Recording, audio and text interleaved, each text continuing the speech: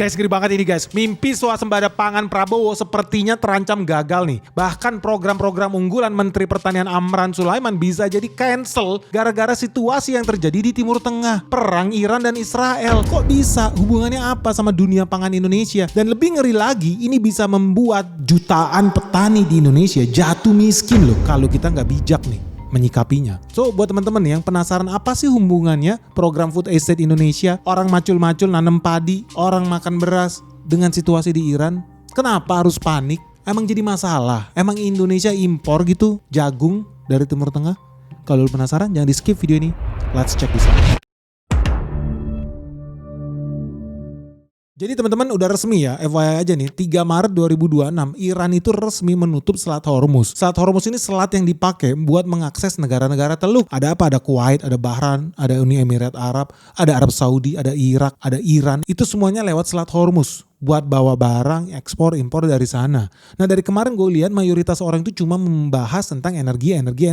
Yang sebetulnya gue udah bahas juga dari tahunan lalu tentang resiko di Selat Hormuz yang bisa membawa defisit BBM di Indonesia. But anyway, that's another story lah. Gue terpaksa bikin video ini lagi weekend, sebenarnya lagi libur. Tapi gue terpaksa bikin ini karena sampai detik ini gak ada yang ngajarin orang Indonesia buat krisis ke depan yang sebetulnya lebih parah dibanding krisis energi. Karena semua orang fokus apa? Oh, Selat Hormuz tersumbat. Selat itu cuma 30-an kilometer guys, tapi efektifnya itu cuma 3 kilometer loh. Dan itu udah ditebar ranjau, kalau kapal-kapal sembarangan lewat bisa dibom, ditembak sama Iran. Dan ini jadi masalah.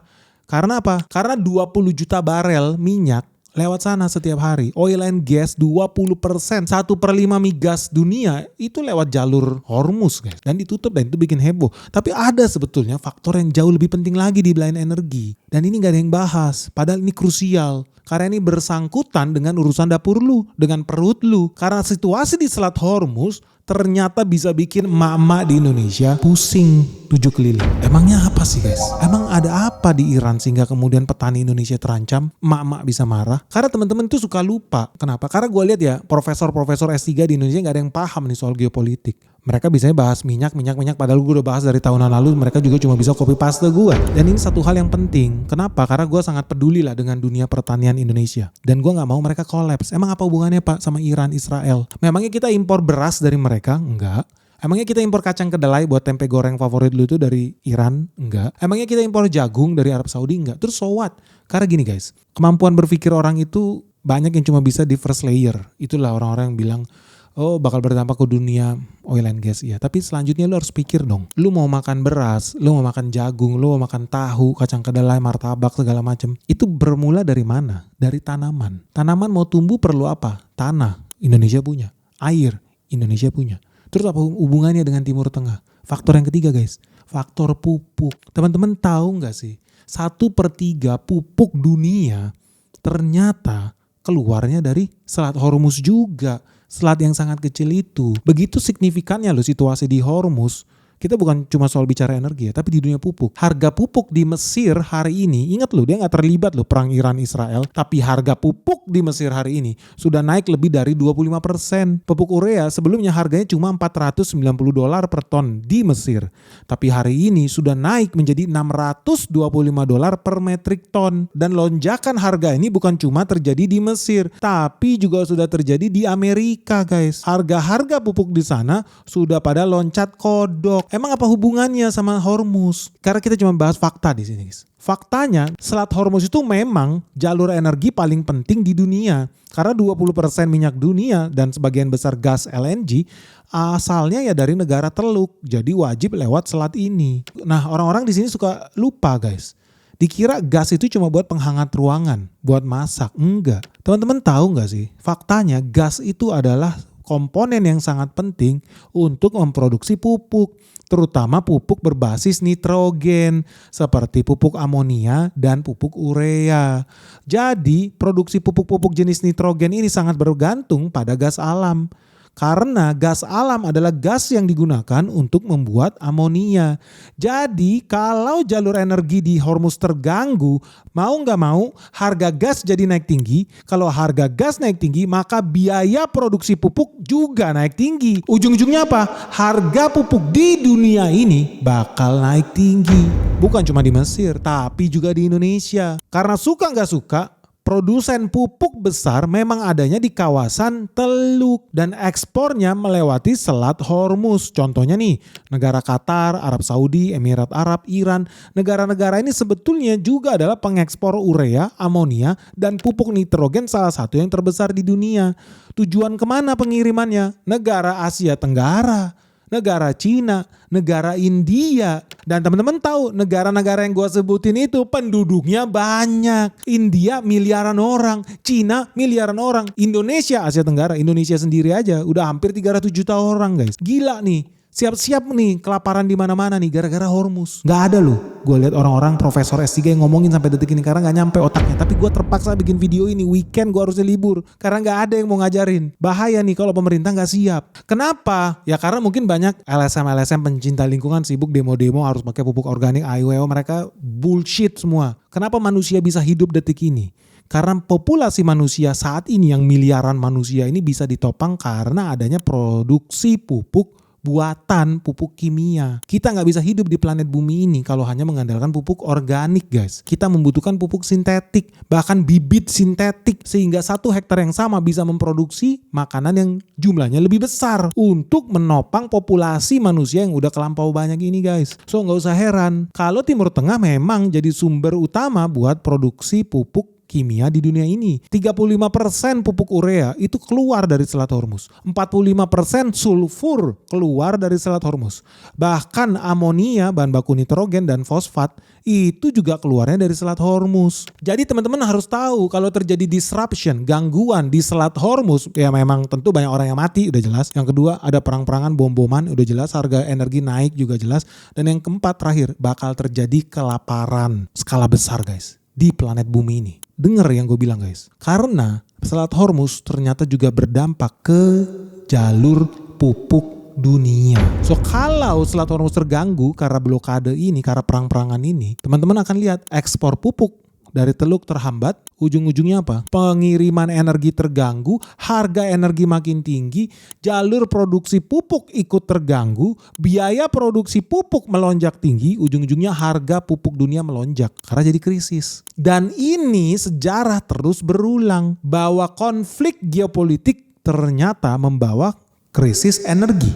Krisis energi ujung-ujungnya membawa krisis pangan. Nah menurut beberapa ahli ya, krisis yang terjadi di Hormuz itu bakal ke-translate ke rumah tangga lu masing-masing. Itu dalam jangka waktu 6-10 minggu ke depan. Prosesnya begini, memang gak direct. Karena ingat ya, dari gas masih dirubah dulu ke pupuk. Pupuk masih harus ditaruh ditanam, dicangkul, berbuah. Berbuahnya makin sedikit, lu krisis, kelaparan, mati. Prosesnya panjang ya. Tapi kalau lu pikir kali ini, supply chain pupuk dan pangan sepertinya bisa berdampak lebih cepat lagi. Karena kalau terjadi gangguan dalam ketersediaan pupuk dunia, ujung-ujungnya bisa mempengaruhi harga roti, harga bahan pangan di dunia. Bisa jadi lebih cepat dalam 6 minggu ke depan doang.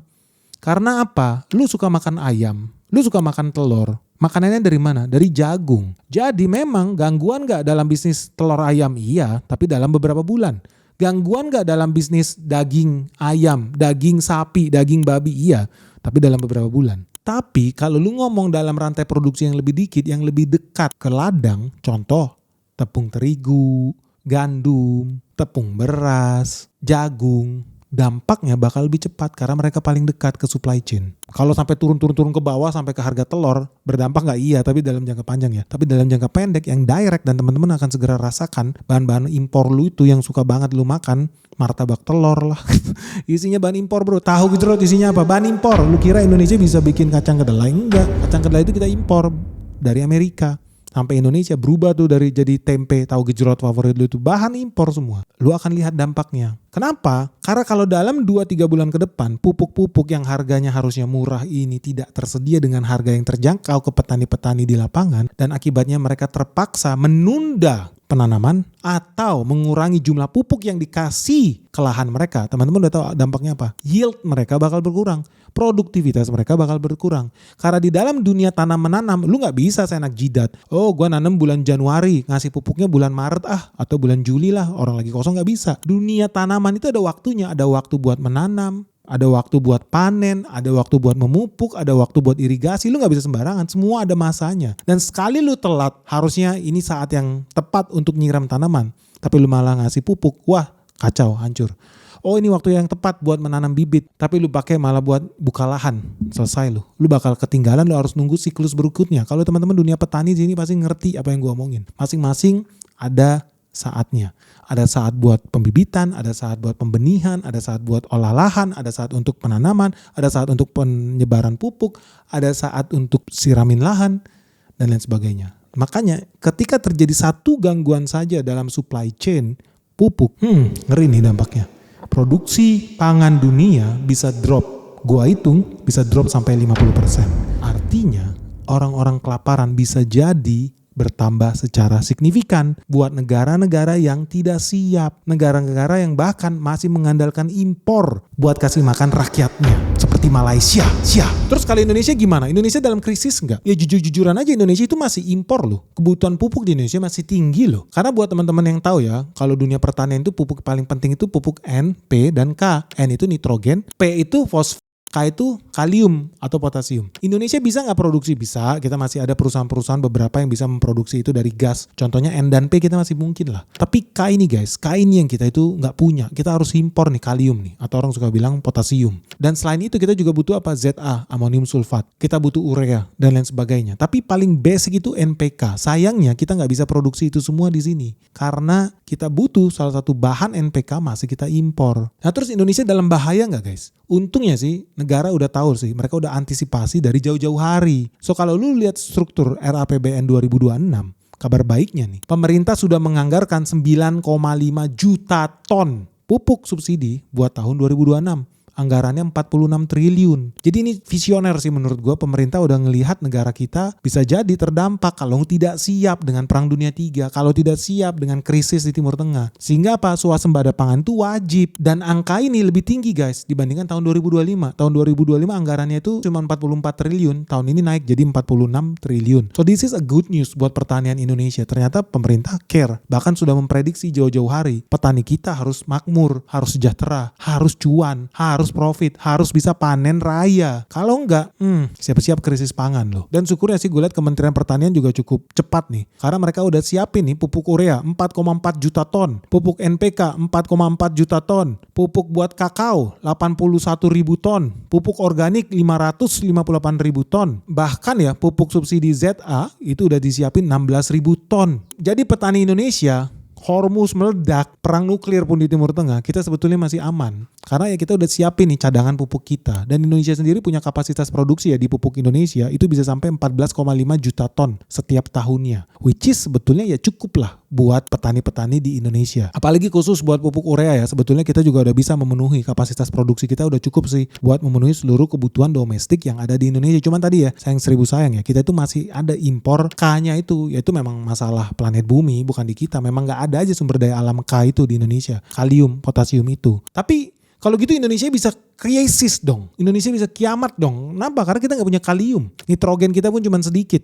di komponen NPK itu. Terus gimana dong nasibnya negara Indonesia? Bisa bubar dong kita. Kan kalau mau nanam butuh NPK. Nggak bisa lu nanam pakai P doang gitu atau N doang. Syukurnya nih guys, ternyata selama ini kita impor pupuk itu diversifikasi. Kita nggak pernah bergantung pada satu single supplier. Dan ini keberuntungan lah buat dunia pertanian Indonesia. Sekarang jadi jauh lebih cerdas nih pertanian kita nih. Kenapa? Lu lihat data di layar kaca. Faktanya Indonesia sumber impor pupuknya bukan dari Timur Tengah. Peringkat 1 Tiongkok di 1,5 juta ton. Peringkat 2 Rusia di 1,3 juta ton. Peringkat 3 Kanada di 1,2 juta ton. Peringkat 4 Mesir di 1,1 juta ton. Jadi dari sini teman-teman bisa lihat ya bahwa ya Indonesia tidak terlalu bergantung pada Timur Tengah. Memang ya faktanya kita juga impor dari Mesir dan Mesir udah naikin harga pupuknya. So teman-teman bakal lihat sih itu bakal ketranslate juga ke Indonesia. Karena ternyata Mesir itu eksportir nomor 4 buat pupuk ke Indonesia. Tapi kita bisa ada nggak terima pengganti lain? Masih ada. Kita masih ada harapan impor pupuk dari Laos tetangga kita. Impor pupuk dari Australia. Impor pupuk dari Belarusia. Jadi Indonesia harus segera bergerak nih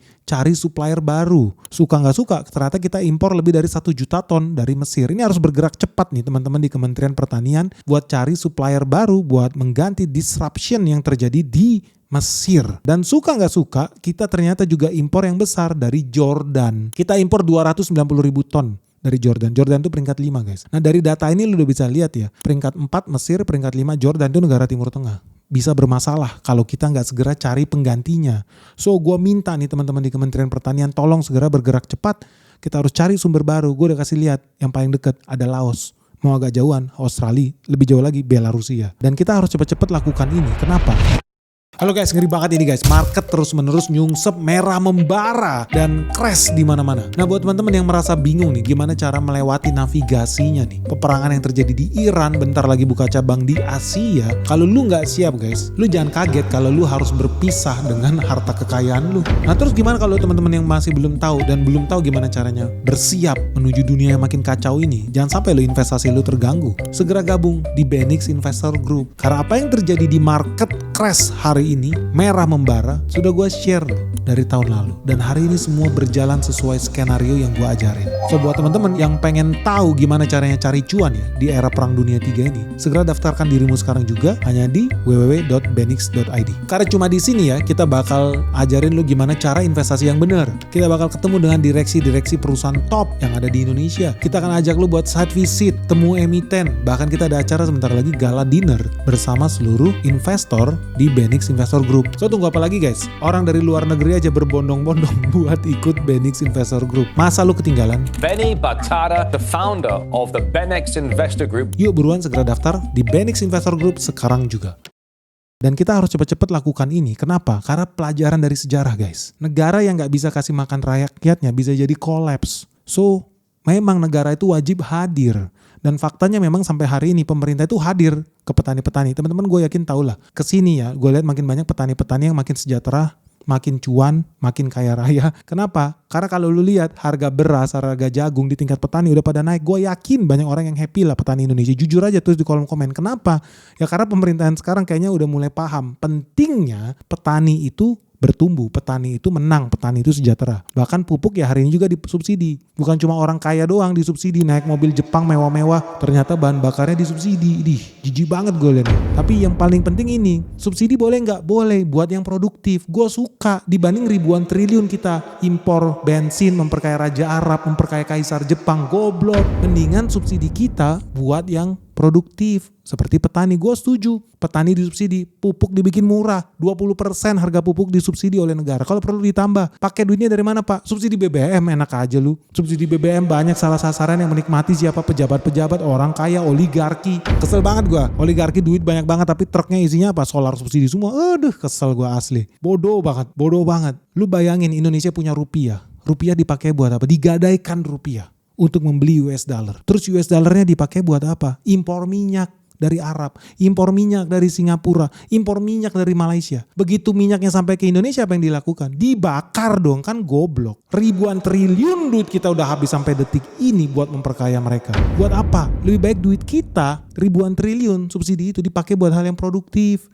Contohnya ini, memperkaya petani-petani di Indonesia. Gue setuju, mereka itu harus maju. Petani Indonesia harus dilindungin guys. Penting loh ini. Apalagi kejadian di Hormuz, teman-teman bakal saksikan sendiri. Negara-negara yang tidak siap, seperti Malaysia, harus siap lenyap dari muka bumi. Kenapa? Karena sampai detik ini nggak bisa swasembada pangan mereka. Singapura nggak bisa swasembada pangan dia. Nggak bisa, nggak nyampe otaknya. Harus impor dari negara lain. Nah, dari sini teman-teman udah tahu ya, kalau harga pupuk udah pasti akan naik di Indonesia. Kenapa? Karena supplier kita yang nomor 4 dan nomor 5, Mesir dan Jordan, tadi di layar kaca lu udah lihat, kalau mereka terjadi gangguan di sana, gua garansi harga pupuk bisa naik 25% di Indonesia. Yang artinya apa? Defisit anggaran bisa jadi gede karena subsidi harus ditambah. Sebelumnya subsidi pupuk kita cuma 46 triliun, tapi gue perkirakan bisa naik 25%, jadi 57 triliun. Nah ini yang gue harapkan Kementerian Keuangan juga bergerak cepat nih, supaya jangan nunggu, karena ada waktu tanam guys, ada waktu menyiram, ada waktu memupuk.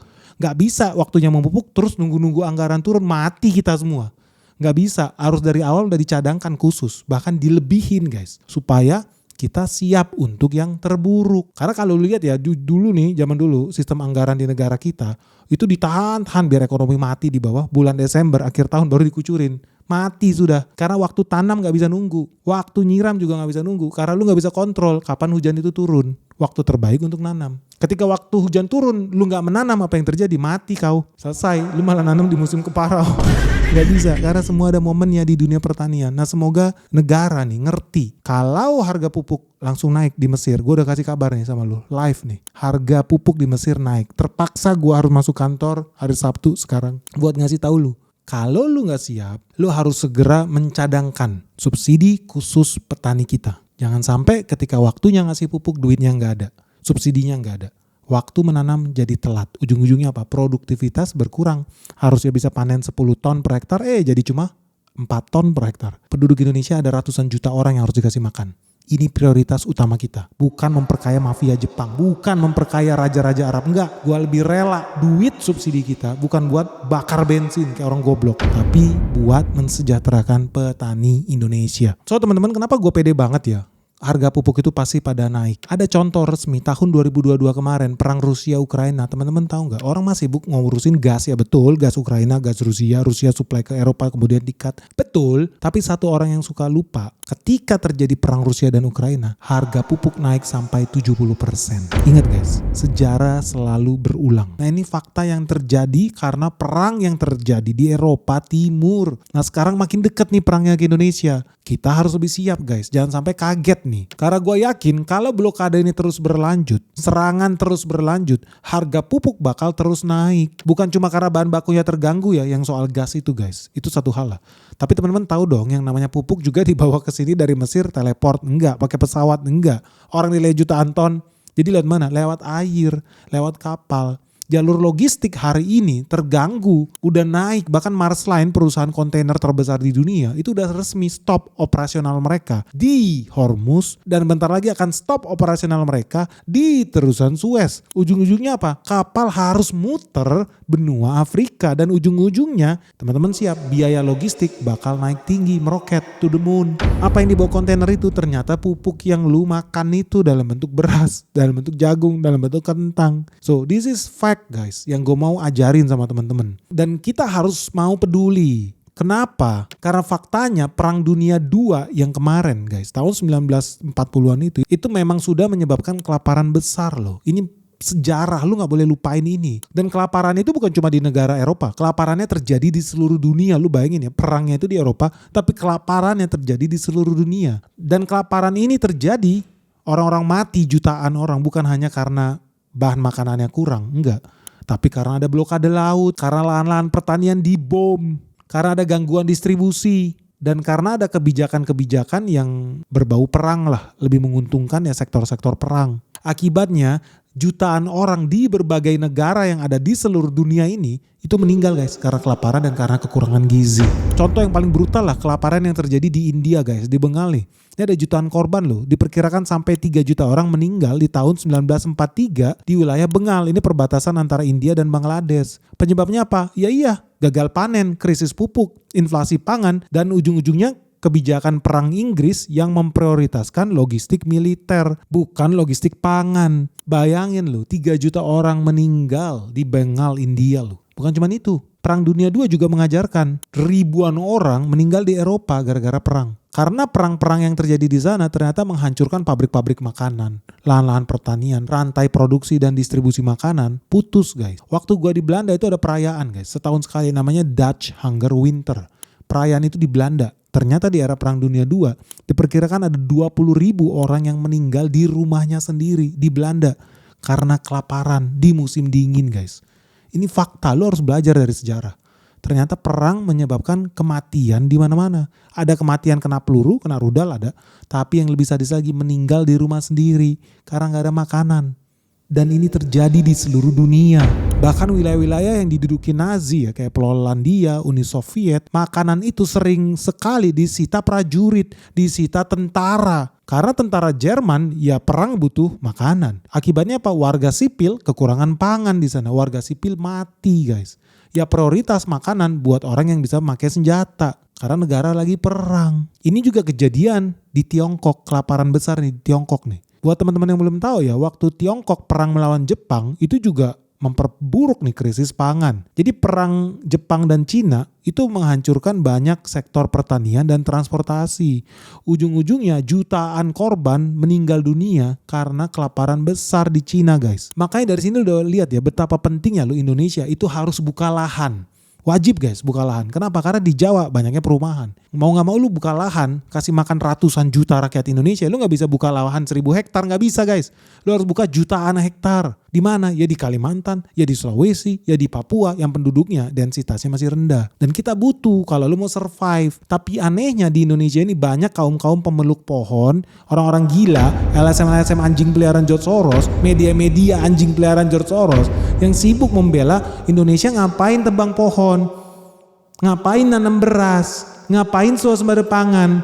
Goblok, memang lu itu anjing peliharaan asing lu. Lu kira ngasih makan 300 juta manusia dari langit gitu? Lu kira beras yang lu makan ya, jagung yang lu makan, itu datangnya dari pot? Kayak si Malaysia punya Perdana Menteri tuh, mau swasembada pangan tanam di pot. Ya gak bisa guys. Lu mau nanam skala besar, lu mau ngasih makan ratusan juta orang, udah pasti lu harus buka lahan berjuta-juta hektar juga. Konsekuensi. Kalau enggak, apa yang diinginkan sama pencinta lingkungan biadab pengkhianat bangsa itu? Mereka tuh pengen Indonesia hancur. Mereka tuh pengen Indonesia impor dari Thailand. Indonesia jadi budak Vietnam. Makanya lu gak heran lah kalau agen-agen asing, lu lihat nih DW nih. Agen Jerman nih, apa dia bilang? Mega proyek Papua, perut kenyang, hutan tinggal kenangan. Lu mikir Jerman, lu kira lu gak deforestasi? Pikir dulu lu, ngasih makan lu dari mana lu kira? Ya pohon ditebang, lu buka tuh kebun isinya apa? Kentang lah, gandum lah. Bisa gitu lu ngasih makan ratusan juta orang dengan modal nanam di pot. Seperti mimpinya pejabat-pejabat Malaysia yang gak ada otak itu. Coba lah, lu mau aja lu diadu domba nih sama anjing-anjing Jerman ini. Pernah bertanya-tanya gak ya, kenapa banyak orang itu yang mempertanyakan Indonesia ketika Indonesia pengen swasembada energi, ketika Indonesia mau swasembada pangan, ketika Indonesia mau buka food estate, kenapa dilarang-larang? Media-media lu lihat nih, tempe nih. Buat apa memaksakan lumbung pangan? Goblok banget lu. Buat apa nanam-nanam? Buat apa cetak sawah? Buat apa food estate? Coba lu pikir deh. Lu pernah bertanya-tanya gak ya? Kenapa ya? Kok banyak media-media itu yang gak pengen ya lihat Indonesia ini jadi pemenang ya? Kok mereka gak pengen ya Indonesia stop impor dari Vietnam ya, dari Thailand ya. Kok mereka pengen Indonesia ini bergantung nyawanya ke negara lain? Kok mereka pengen ya lihat petani kita miskin mati? Kenapa ya? Lu harus pikir loh guys, lu harus pikir. Karena sebentar lagi lu bakal diadu domba nih sama anjing-anjing peliharaan George Soros yang pengen bikin kerusuhan di Indonesia. Siap gak lu? Coba lu jawab pertanyaan ini guys. Kenapa sampai detik ini banyak orang yang menolak Indonesia swasembada pangan? Indonesia swasembada energi. Kenapa banyak yang pengen petani kita mati? Kenapa Indonesia terus diadu domba? Soal sawit lah, soal nanam kedelai lah, nanam jagung lah, nanam tebu lah, nanam padi lah, semua dibikin rusuh guys. Dikiranya penduduk Indonesia ini cuma 1.000 orang kali satu kelurahan. Dikiranya yang harus dikasih makan cuma orang satu kecamatan apa? Enggak. Hampir 300 juta orang mau dikasih makan. Lu kira dari mana itu berasnya turun dari langit? Pernah mikir gak lu? Tapi cobalah teman-teman di sini jawab pertanyaannya. Dan yang kedua ya, menurut teman-teman, kira-kira Indonesia bisa lolos nggak nih petani kita nih dari perang yang terjadi di Iran? Pemerintah bisa bergerak cepat nggak nih buat melindungi petani Indonesia? Kalau dari yang gue lihat sih, gue punya harapan baik sih dengan menteri kita yang sekarang, jenius, sangat ngerti. Ya lu bayangin aja dia S1, S2, S3 aja pertanian. Dia bahkan punya hak paten, lu bayangin hak paten di bidang pertanian. Pestisida. Jadi memang yang orang yang ahli di bidangnya. Dan teman-teman setuju nggak sih kalau Indonesia memang harus lebih fokus nih? Harus lebih fokus lagi dan mau ya mendukung ketahanan pangan Indonesia. Bukan ketahanan pangan Vietnam, ketahanan pangan Thailand, ketahanan energi Arab Saudi. Buat apa memperkaya mereka? Setuju gak lu sama Benix? Atau lu lebih setuju sama mafia-mafia impor itu guys? Coba dong guys, berikan jawaban kalian atas pertanyaan Benix di kolom komentar di bawah ini. Kenapa Indonesia selalu dicegah, digangguin ketika mau berdikari? Ketika mau swasembada energi, swasembada pangan, bahkan swasembada militer guys. Kenapa ya banyak yang nolak ya? Kalau Indonesia jadi negara kuat ya. Oke guys, ditunggu jawaban kalian. Segera tulis pandangan kalian terkait perang Hormuz dan situasi pangan di Indonesia. Lu setuju gak dengan analisa Benix bahwa kita harus memperbanyak subsidi? Kita bahkan harus bergerak lebih cepat nih buat melindungi para petani kita. Karena dia yang selama ini memberi makan rumah tangga kita semua. Percuma lu punya duit kalau gak ada yang nanam beras. Bener gak sih? Oke guys, ditunggu komentar kalian. Semoga video kita bermanfaat. Jangan lupa ya, share video ini sebanyak-banyaknya. Biar manusia-manusia di bumi ini gak gampang diprovokasi oleh media-media anjing peliharaan asing ini guys. Hati-hati guys, segera share video ini sebanyak-banyaknya. Semoga video kita bermanfaat. Salam sehat, salam cuan, bye-bye.